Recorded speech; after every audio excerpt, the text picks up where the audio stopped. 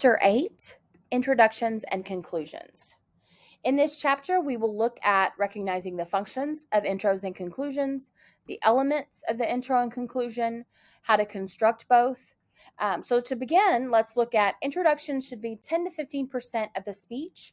So for a 5-minute speech, it's about 30 to 45 seconds. For conclusion, it should be only 5 to 10% of the speech. So again, for a 5-minute speech, around 30 seconds max. So common introduction errors. The first one is rambling. I find sometimes students, if they may have prepared an introduction, but they've chosen to go off script. And so they begin and they start talking and they begin rambling, and it gets very difficult to tell where the introduction ends and the main points in the speech, bodies of the speech begin. Just speaking to get comfortable. Sometimes speakers stand up, just kind of start talking, and it's hard to know that they've begun their speech. Sometimes speakers start with their thesis or specific purpose. It's important to first get the attention of your audience and then build to that. Sometimes speakers hurt credibility by doing some of the things that are coming next, talking before you get to the platform, reading from your notes. I think that at least in the introduction, I always encourage speakers to really practice the introduction of your speech. If you don't make a connection with your audience in the introduction, it's very difficult to do so later. And a big part of that is looking at your audience. It's important that you practice your introduction, that you're comfortable saying your attention getter, that you know your topic without reading it from the note cards, that you know your main points without reading them from the note cards. So that's very important that you have practice and that you don't have to read from your notes through your introduction. Speakers sometimes choose to begin with humor. Humor in itself is not a bad way to begin, but inappropriate humor is a bad way to begin, and it gets you off on the wrong foot with your audience. Talking too fast is another thing that many speakers do. If you're like me, I talk too fast on a regular basis, and sometimes when we're nervous, it gets even worse. So make sure to stop and ensure that every word that you're saying is clear and easily heard. So common conclusion errors, signaling the end multiple times. Students do that frequently. I hear this often with their third point or your last point, and you'll say in conclusion there, but that's not your conclusion. That's your last point. So then you go through the last point and then you say in conclusion again.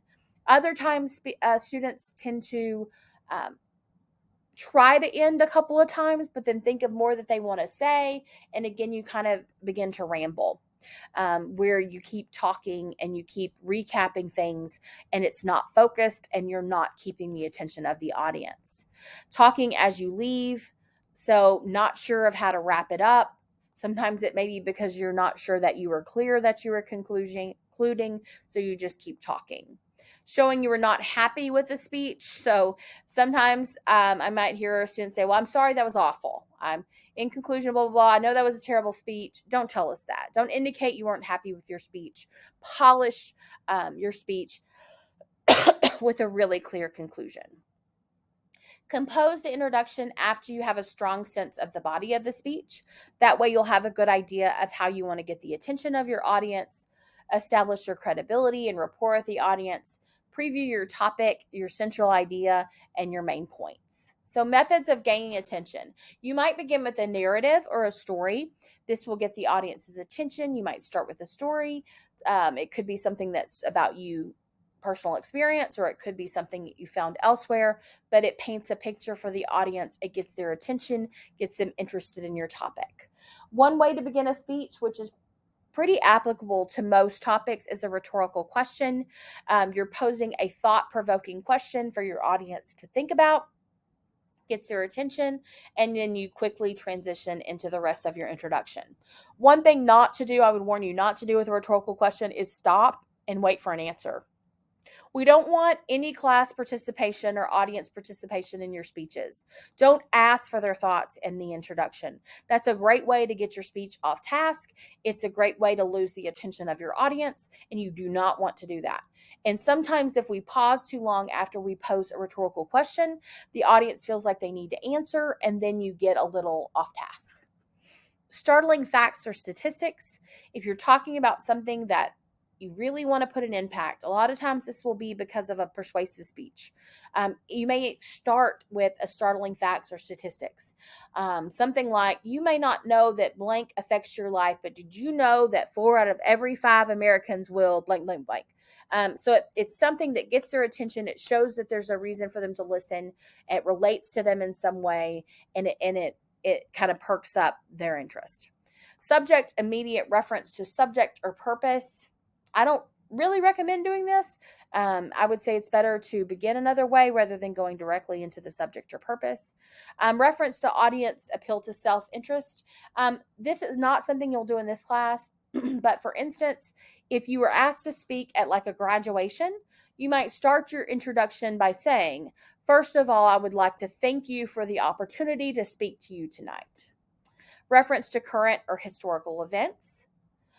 So this is something, again, it's going to relate to the audience, but also you need to connect it to your speech. Humor, once again, consider the following. Humor is not appropriate for every topic. Humor is not appropriate for every speech situation that you are called to speak in. And humor must be, in general, appropriate for the setting.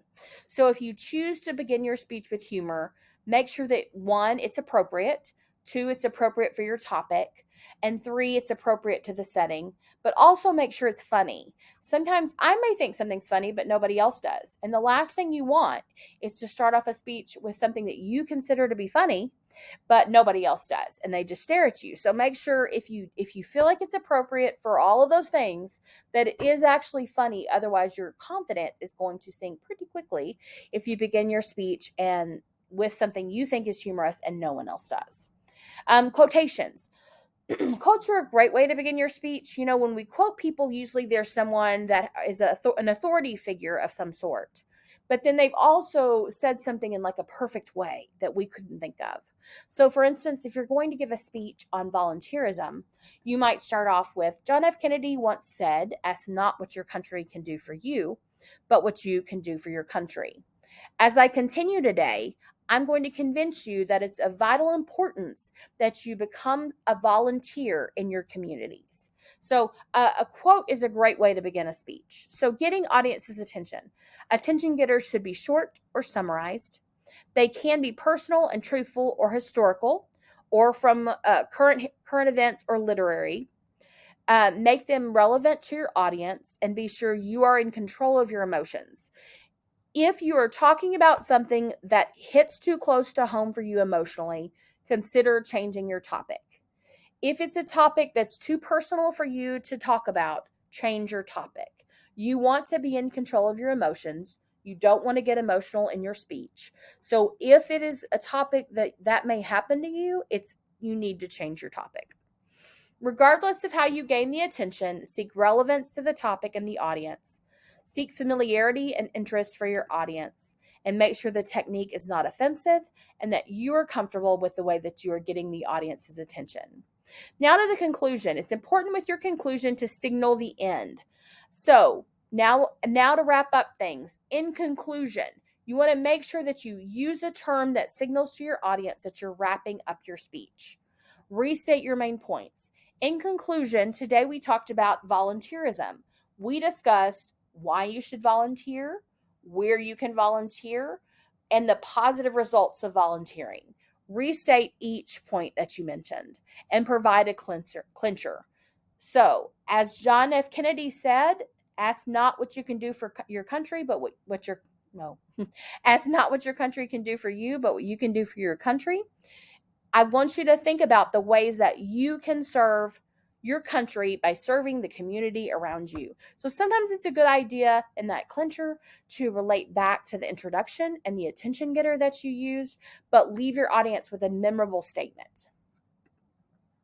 Techniques for concluding. Refer back to your introduction. So whatever introduction that you use, you can refer back to that. You might ask another rhetorical question, visualize the future, provide some sort of inspiration, reference the occasion, challenge your audience to do something, provide an anecdote or a personal story, or again, quote. The introductions and conclusions are a very important part of your speech. You'll write your body of your speech first, and then you will do your introductions and conclusions. The things that I look for in intros and conclusions are going to be in your speech information notes, but I want to remind you, for your introduction, you need an attention getter, and that's the first thing you do. You state your thesis, you preview your main points. Throughout that, I'm looking for you to gain a rapport with your audience and build credibility. If there's a connection between you and your topic, explain that credibility to us.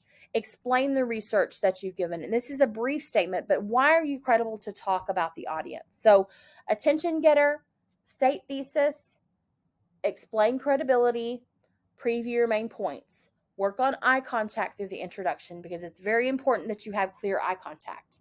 Now, in the conclusion, the first thing you're going to do is cue your conclusion. You're going to alert your audience that you're about to conclude. So that's saying something like, in conclusion.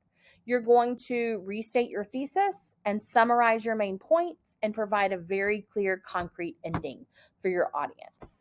I hope this helps. I think introductions and conclusions are the most fun part about speech writing, to be honest.